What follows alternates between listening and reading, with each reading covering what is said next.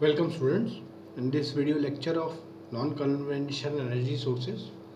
आज हम इस वीडियो लेक्चर में हम टाइडल एनर्जी क्या होती है इसको समझने का प्रयास करेंगे। तो हम इस टाइडल एनर्जी के थ्रू किस तरीके से इलेक्ट्रिसिटी जनरेट करते हैं, खासकर यह विधि जो है ये समुद्र में, जो समुद्र के तट पर, मतलब धरती के में जिन तटों पर समुद्र तट से लगे हुए वहाँ पर इसे सक्सेसफुली हम यहाँ इस टाइडल एनर्जी के माध्यम से बिजली का जनरेशन कर सकते हैं। तो ये एग्जैक्टली होता कैसे, इसका ये जनरेशन कैसे करते हैं और समुद्र के पास टाइडल एनर्जी के माध्यम से, इस सारी डिटेल को हम इससे वीडियो लेक्चर के माध्यम से समझने का प्रयास करेंगे। तो जब हमारा जो जितने भी तट हैं वो हमारे इस रिसोर्सेस जो हमारे टाइड यानी कि हमारी जो ज्वार भाटा, हम हिंदी में उसे ज्वार भाटा कहते हैं, हाई टाइड लो टाइड। तो ये ज्वार भाटा आप जानते हैं समुद्र में जो पृथ्वी, सूर्य और चंद्रमा की जब डिस्टेंस डिस्टर्ब होता है तो ज्वार भाटा आते हैं। कई जगह एक दिन में अक्सर एक दिन में 2 बार ज्वार भाटा समुद्र में आते हैं। तो ये ज्वार भाटा क्या होते हैं, सबसे पहले इसको देखते हैं। ज्वार में जो हमारा एक्सेस वाटर है वो तट के पास आता है, और भाटा में जब लो टाइड रहता है, इंग्लिश में ज्वार को हम हाई टाइड कहते हैं और हिंदी में ज्वार और भाटा को हम कहते हैं लो टाइड, जब पानी वापस जाता है। तो जितनी क्वांटिटी में ज्वार में आता है उतनी क्वांटिटी में लो टाइड में बाहर निकल जाता है। तो जब ज्वार और भाटा चलता है और साथ ही साथ हमारी जो वेव्स हैं वो भी जनरेट होती हैं समुद्र में, हवाओं के डिस्टर्बेंस, टेम्परेचर डिफरेंस के कारण वेव्स का भी निर्माण होता है। तो वेव्स क्या होती हैं कि जो हमारी वेव्स हैं वो टाइड्स के माध्यम से तट पर आकर टकराती हैं, तो उसमें भी हम एनर्जी जनरेशन करते हैं, लेकिन उसमें हम OTES के माध्यम से करते हैं, जो हमने लास्ट वीडियो लेक्चर में देखा। इस वीडियो लेक्चर में हम मुख्यतः जो एक्सेस वाटर आता है उस एक्सेस वाटर को स्टोर करके, या टाइड लो टाइड में जब यह एक्सेस वाटर चला जाता है, जिसे हम हिंदी में भाटा कहते हैं, उसमें जब वापस चला जाता है समुद्र से तट से, उसको स्टोर करते हुए हम इस टाइडल एनर्जी का जनरेशन करते हैं। तो इसे डिटेल में देखते हैं कि to harness the power of tides, tides मतलब ज्वार और भाटा जो हिंदी में कहते हैं, या हाई टाइड और low tide. A dam is built near the coastal area, तो इस तरीके से एक डैम को बिल्टअप करते हैं नियर द कोस्टल एरिया, जो तट से नज़दीक है। और the dam is has large gates, उसमें बड़े गेट्स होते हैं जो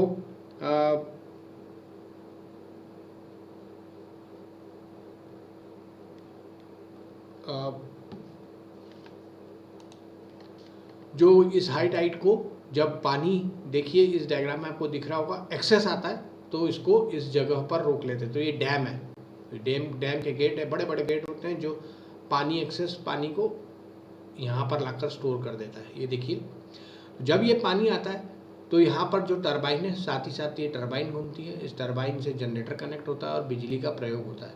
लो टाइड के वक्त जब पानी का यहाँ पर स्टोरेज कम होता है तो इसी जो हमने ये स्टोर किया हुआ इस बेसिन में पानी, यह भी हम यहाँ से गेट के इस टरबाइन के माध्यम से वापस भेजते हैं, जिसके कारण वापस टरबाइन घूमता है और इससे लगा हुआ जनरेटर घूमता है और हम बिजली का निर्माण करते हैं। The dam has large gate to let the water in and out.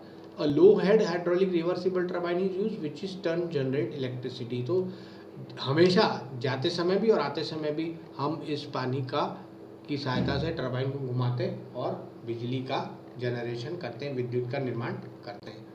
आगे देखते हैं। अ टाइडल बेसिन इज फॉर्म, आप इस टाइडल बेसिन को आप समझ ही गए होंगे, what we are talking of. Tidal basin ये मैन मेड है, which is separated from the sea by the dam, ये डैम के द्वारा सेपरेट किया जाता है। विद एवरी टाइड, जब भी लहर आई या टाइड हाई आया, a difference in water level of the sea and basin in obtain, हमको यह डिफरेंस मेंटेन करना रहता है। The basin is filled with water with high tide and emptied with low tide, with the lower water passing through the turbine। तो कम पानी जाता है। कब? जब लो टाइड रहता है। The turbine is reversible type which can operate in both direction of rotation. तो यदि हम डायग्राम फिर से देखें तो यहाँ से जब पानी जा रहा है तो ये किसी डायरेक्शन में घूम रहा होगा, लेकिन यहाँ से पानी जाएगा तो इसे उल्टा घूमना पड़ता है, तो ये रिवर्सिबल यानी कि दोनों डायरेक्शन में घूम सकता है। यह टर्बाइन इस तरीके से डिज़ाइन रहता है। The turbine is coupled with a generator which generate electricity. तो ये टर्बाइन कपल्ड रहता है जनरेटर से, जिसकी सहायता से हम बिजली का निर्माण करते हैं। लेकिन ध्यान देंगे, लेकिन ये आप इस डायग्राम से समझ चुके होंगे, बट यहाँ पर बट है। The tidal plant shown in figure is called a single basin plant. ये सिंगल बेसिन है, ये ध्यान देंगे, एक ही बेसिन है। यहाँ पर आपने एक बड़ा सा क्षेत्र निर्धारित किया, उसमें एक तरीके से एक बेसिन बना दिया। बेसिन यानी कि जहाँ पर पानी आप स्टोर कर रहे हैं, और उस बेसिन को फिर वापस आप टाइप के माध्यम से आप इसे ऑपरेट करते हुए बिजली का निर्माण कर रहे हैं। बट दिस इज अ, आगे देखते हैं,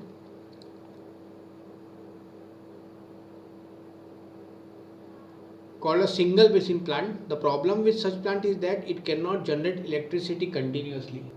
तो आप डायग्राम देखकर समझ सकते हैं कि ये एक बिजली कंटिन्यू जनरेट नहीं कर सकता। जब पानी की लहर इसमें आएगी तब ये जनरेट करेगा, या लो टाइड रहेगा और हमारे बेसिन में पानी जाता है और इस बेसिन से समुद्र तल की ओर, ये सी फेस है, तो इस जब पानी कम होगा और हम इस स्टोर्ड बेसिन से वापस भेजेंगे तो बिजली का निर्माण होगा, अदरवाइज निर्माण नहीं होगा। अदरवाइज यह आइडल पड़ा रहेगा। जब तक पानी का ऊपर नीचे यदि लेवल है वो ऊपर नीचे रहेगा तो इसका बिजली का निर्माण नहीं होगा, ये आपको ध्यान रखना। तो इसके ओवरकम करने के लिए हम, to overcome this drawback, 2 basin plants are can be use. तो हमको 2 बेसिन प्लांट बनाने पड़ते, पहला और दूसरा। तो पहले में आएगा, फिर वो घूमेगा, फिर हम उससे एनर्जी एक्सट्रैक्ट करेंगे, फिर वो दूसरे में जाएगा, वहाँ से एनर्जी एक्सट्रैक्ट करेंगे, और इस तरीके से हमारे पास 2 टाइडल बेसिन रहते हैं, जिसकी सहायता से हम कंटिन्यूअस बिजली का निर्माण कर सकते हैं। क्योंकि समुद्र में यह टाइड्स जो हैं, लो टाइड या हाई टाइड, यह दिन भर चलते ही रहते हैं।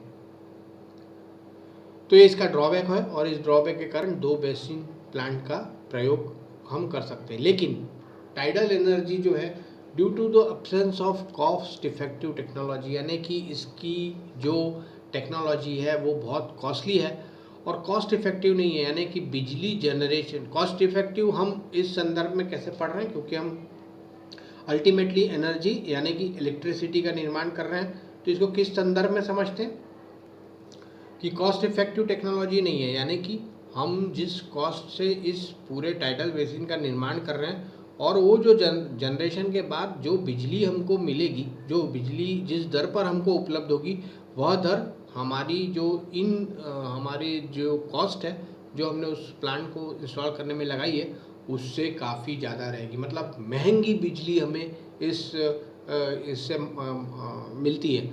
तो इससे अभी भी हम पूरी तरीके से एनर्जी का दोहन जिस मात्रा में चाहिए, यदि आप भारत का संदर्भ ले तो हमारा जो पूरा भारत है, जैसे हमने पिछले वीडियो लेक्चर में भी बात की, जब हम OEC को डिस्कस कर रहे थे, then we have also discuss कि हमारा जो तट है वो पूरा तरीके से समुद्र की तट से घिरा हुआ है, लेकिन हम उस स्तर पर बिजली का निर्माण समुद्र की लहरों से नहीं कर पा रहे हैं। तो यह कॉम्प्लिकेशंस इसलिए है क्योंकि इसकी जो विद्युत जरूर बनती है, बिजली जरूर बनती है, लेकिन कॉस्ट इफेक्टिव नहीं है। हम सस्ती दरों पर, इक्विपमेंट कॉस्ट बहुत महंगी होने के कारण, टेक्नोलॉजी बहुत महंगी होने के कारण हम उस स्तर को नहीं कर पा रहे हैं, और उससे हम जो निर्धारित मात्रा में बिजली है उसको हम जनरेट नहीं कर पा रहे हैं। तो यह है सोर्स होने अवेलेबल, यह एक टेक्नोलॉजी अवेलेबल होने के बावजूद इसमें कई रिसर्च की ज़रूरत है, और इसे कॉस्ट इफेक्टिव टेक्नोलॉजी, ताकि सभी इसका प्रयोग कर सकें, इसकी काफ़ी डिमांड है, बट अभी भी ये फुलफिल नहीं हुए। So as a non conventional energy, हमको चूँकि इसमें कुछ पैसा लगता नहीं है, एनर्जी आज is ample, energy is available, हमको सिर्फ उससे यूटिलाइज करना है। और यह जो है स्टिल अभी भी इस पर कई जगह काम चल रहा है और इन फ्यूचर डेफिनेटली यह एक सोर्स रहेगा हमारे पास जहाँ से हम एनर्जी या इलेक्ट्रिसिटी का जनरेशन सक्सेसफुली कर सकेंगे. So here I will end this video lecture of tidal energy. I am very hopeful with this diagram. You will understand. इस diagram को आप याद रखिए, आप फिर इसे आप briefly इसको कहीं आप इसे समझा सकते हैं. So here I will end. Thank you students for your kind attention. Thank you very much.